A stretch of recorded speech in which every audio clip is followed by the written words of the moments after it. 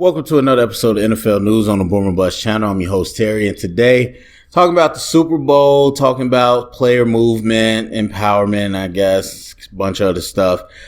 So I started to talk about the Super Bowl right after, but Game Pass is tweaking. The NFL has not fixed that thing in a few months. It's been tweaking for a while, and now it just completely doesn't play the coach's film of the Super Bowl in the way where you can sort through it. So I just have to go through the whole game, and even that thing is tweaking. But I watched the first half. I rewatched it that same night, live, or not live, but I replayed the broadcast. Watched the first half, and then I watched the first half through coach's film. So a couple takeaways from that.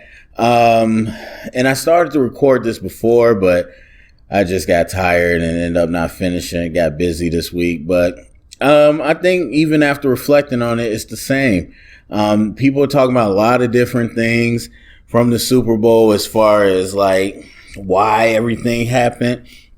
And look, there's a couple things that I'll say. A lot of it is conventional wisdom, but number one of the biggest things that predicts success, and a lot of fans I think don't even pay attention to, is open field tackling. And that was a gigantic factor for the Bucs in that Super Bowl. Again, it's one thing, especially in today's NFL, where they spread things out, and pretty much honestly the college game, where a lot of players aren't taught to tackle correctly, and they don't practice it correctly. But it's one thing to get somebody down. It's another thing to be able to do it in an open field against top level athletes. And the Bucs did an amazing job, just tackling in the open field, because you knew that the Chiefs didn't have the offensive line configuration they're used to. And so the thought was trying to get the ball out quick, all those different things. So pass rush didn't really affect it. And part of that is the screen game. And any spread team that really likes to spread it out, the screen game is big. Just getting the athlete in space and having a miss. And I think the Bucs just did a really good job of rallying to the ball. So if somebody did miss, that the tackle was cleaned up. But I think overall just making the tackles in the open field. And the Chiefs, while you got a lot of speed and a lot of good athletes, they were trying to dance, they were trying to get angles, and the Bucs did a good job taking it away. And so that was a huge part of their success, being able to minimize the gains. Cause that's classic kind of cover two, bend but don't break. Also football, where nothing deep, and then we'll rally up to the ball. And that's exactly what they did. The second thing is, people talk so much about a passing league. They talk so much about the franchise left tackle. So conversely, one of the biggest factors I think in football is pass rush. And we know pass rushers are hyped. We know they get money, and people say they're important. But again, there's conventional wisdom that I think this game really highlighted once again for you to re-solidify in your mind. Pass rush is gigantic. And then I'm not even saying the Bucs have some world beaters or anything like that. But what I'm saying is that you have this tendency right now for people to overpraise off-schedule plays.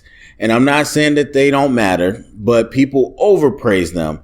If you get out of the pocket and make a play, like everyone's like, as a quarterback, you have to be able to do that now to be a quarterback. But look at Brady, 7 rings, and yeah, he's still doing that. Interesting. But anyway, they try to act like you have to be able to be mobile and make a playoff schedule.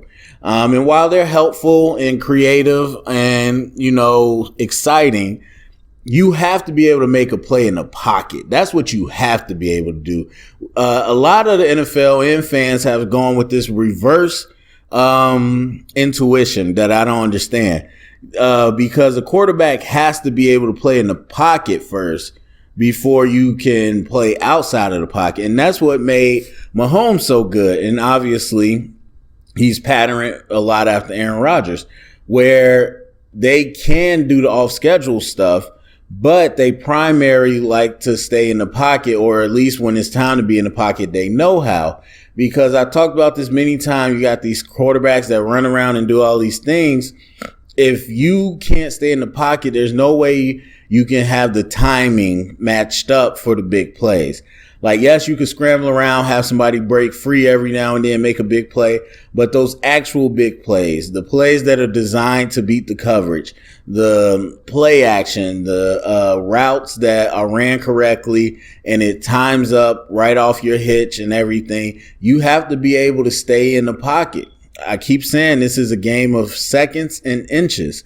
And if you can't stay in the pocket, there's no way you're ever going to sync up and make those big plays. And so, not that, cause I got some feelings on Mahomes and I got to continue watching the film, but what I've seen so far, I got feelings.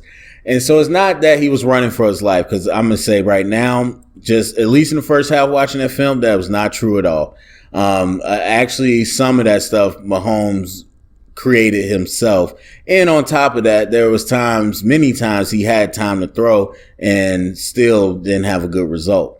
But anyway, the point is, if you're being pressured, or even if you feel like you're about to be pressured, or even if you're just trying to break the pocket, you're going to mess up the timing. And that's the thing. No, the greatest corner, whoever it is, can't cover somebody for 5 seconds, 6 seconds. It's not going to happen. It's not physically impossible, or it's not physically possible. And so that's why it is so important to not only disrupt the timing, but it speeds up the process, which disrupts the timing. And it just makes the secondary look better because they can't cover that long. And so we've seen times where people are like, okay, let's rush 2 play coverage, and people still be able to move the ball on you. And it's like, how did they move the ball? Coverage can't hold up forever. I mean, if you got enough people and they play it correctly, but most of the time coverage is not going to hold up forever. And so the only thing that really puts somebody off track is the pressure. And partly one of the reasons, well, I'm not going to get into the Jets thing, but I didn't mind that blitz, that all-out blitz. I did mind the jam at the at the line rather than backing them off and letting them play deep, but I understand why they blitz, because that pressure throws everything off, and not only the timing, but you can't get the mechanics down. And so, as many people already know, pass rush is important, but I think this Super Bowl really showed you again, because not only Patrick, but on the flip side, Tom Brady, he had all day to throw. Even though they got some sacks, they pressured him, but a lot of times he had all day to throw.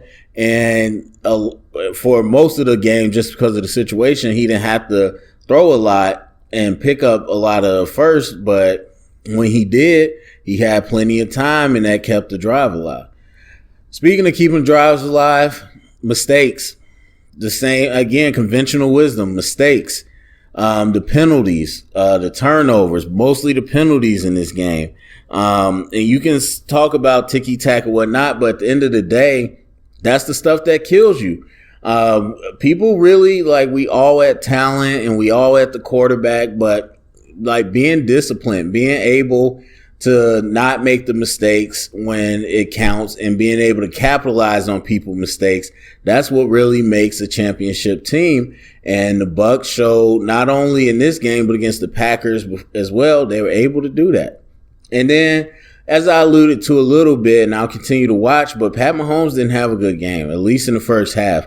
And not to say like, duh, he didn't get a touchdown. I mean, not he was running around for his life and stuff. I mean, he wasn't making good decisions, good throws. And some of that stuff wasn't to do with the pressure. So I'll continue to watch the second half. But from what I watched so far, I mean, you got to admit it. That don't mean he's not a good talent. That don't mean he's not the best quarterback in the league right now. That don't mean, you know, he's not a Super Bowl champ, but he didn't play well. Didn't play well.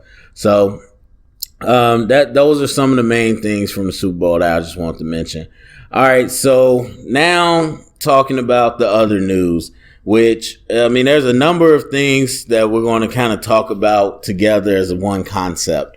But it wasn't Russ first. Obviously, Deshaun was kind of the big news as far as wanting to trade, and I've talked about that many times. Then we had Orlando Brown come out, say he wants to be traded because he wants to play left tackle. And then we had Russ Wilson recently. People say his team kind of said they're frustrated with how he's been protected or lack of. And he also kind of added fuel to that fire, talking about how he was frustrated watching the Super Bowl and talking about he don't know if he's available. That's a Seahawks question, like all this stuff that he could have easily, avoided, but chose to put fuel to the fire. And obviously we got Stafford being traded, even though that was a mutual decision. So we know it's a lot of movement going on and whatnot, but some of these power players making decisions. Now, what I will say about Orlando Brown is that's stupid. That's absolutely stupid. And I don't deny that, or I'm not ignorant to the fact that he has talent, but he needs to understand this. And he wouldn't be the first player that doesn't even understand his own fit. Yes, you played left tackle at Oklahoma. Yes, you filled in at left tackle here in Baltimore.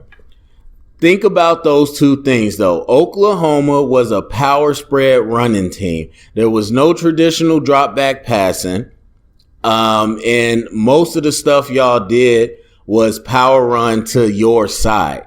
Now come to Baltimore. Obviously, what do they do with Lamar? And what did they do again this year when he was on the left side? A lot of power spread run looks. It's nothing traditional.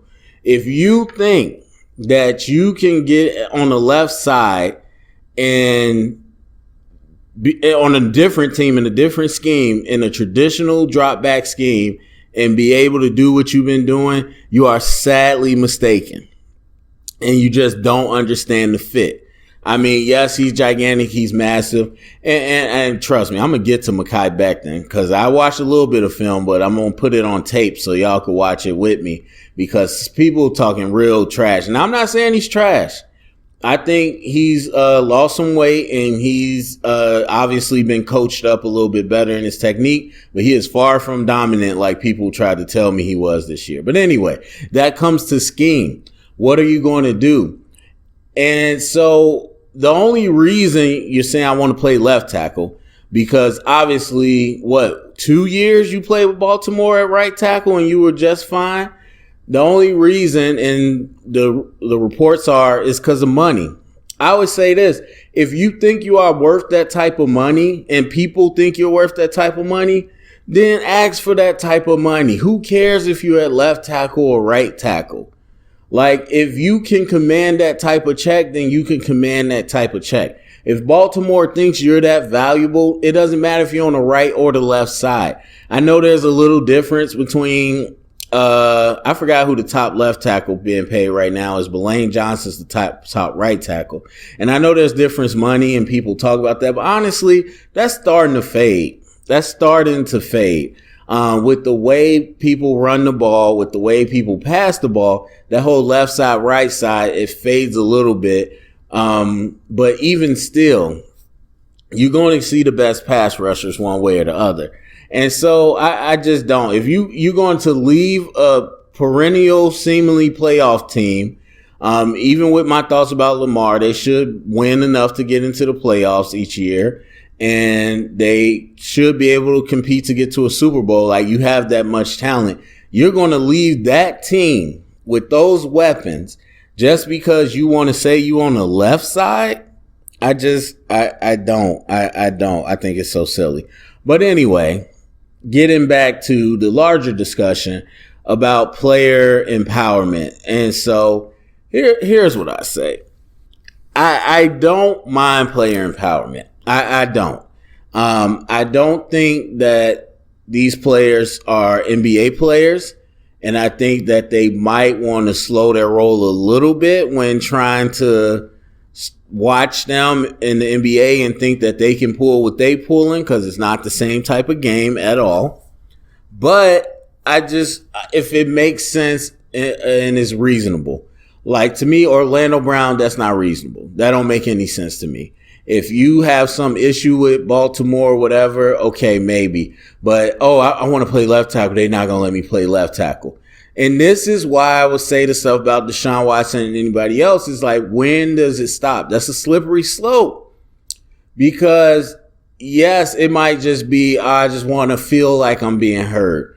But then what happens when it becomes, I actually want to be heard and I want to be in the meetings? And then what happens when it becomes, I want to make the picks? And now we got people like this. I want to be at left tackle. I'm not playing for a team that won't let me play left tackle. What?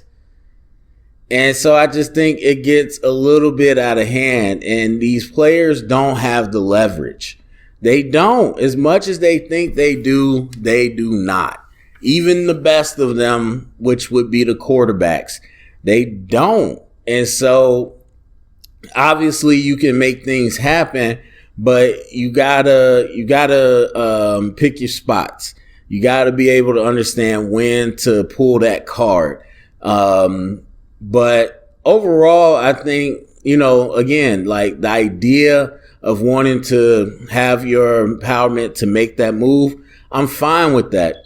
But the reason it's got to be there. But also, I think the way you go about it means something too. Like Deshaun Watson, I don't like the way he's doing it at all.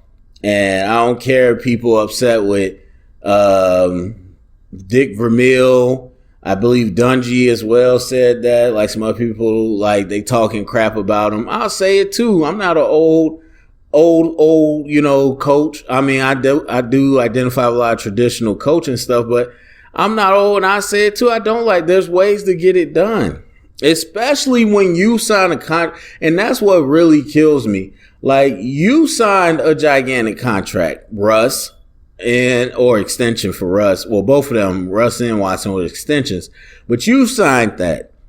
And then now you're trying to stump your feet and make things move around and paint them as the bad guy if they don't let you go. You the one that signed it. And so I don't want to hear that. You signed up for this organization. You knew what you was getting into. If you just did it for the money, well, that's on you. And so how you go about it means something. So Deshaun ignoring them the way he is, cryptic tweets, whatever. Russ being vocal, might be leaking through his team, but being vocal, which is fine, but you threw your team under the bus. And no, the O-line, over the years hasn't been great. And yes, Russ has been getting sacked, but to sit there, you don't need to publicly do that. Because it's not really about the guys in the room, the O-line right now. It's about the people that are going to be there. And people that they might want to try to get there. Who wants to be there with a player that they know going to call them out like that? And not even just them, but then the receivers like, well, it's a matter of time for they do that to us and anybody else. Like Russ has been the epitome of professional so far, but and again, if it is a play to, I don't know if it's to get more money, which would make no sense, but if it's a play to get more money, if it's a play to get traded, if it's a play to have more power and decisions, I don't think you're going about it the right way. I don't think that's the way you do it. And so a lot of these players, they need to just put their money where their mouth is. Again, like player empowerment, if you say as Deshaun Watson, I'm not, this is what I want, and they ignore you, whatever, then don't play. Then really put your money where your mouth. I'm not playing for you until we work out something. This don't make sense. I'm your franchise player. We need to work out something that makes sense for me. If you're not able to get down with that, then trade me because I'm not going to play for you. And then you do that and put your money where your mouth is, like Le'Veon did. And then Le'Veon lost his money.